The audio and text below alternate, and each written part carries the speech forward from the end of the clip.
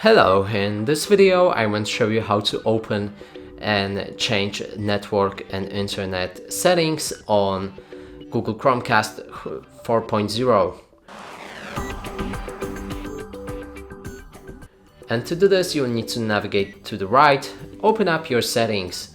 Inside, go for the second option, which is network and internet. And right here you can either enable or disable Wi-Fi. Change the Wi-Fi network, forget the Wi-Fi network. You can also connect to new one.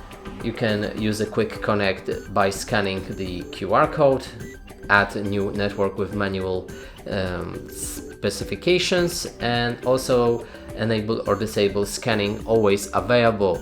And that's it for this video. Hope you like it. Please consider subscribing to our channel, leave a like and a comment below.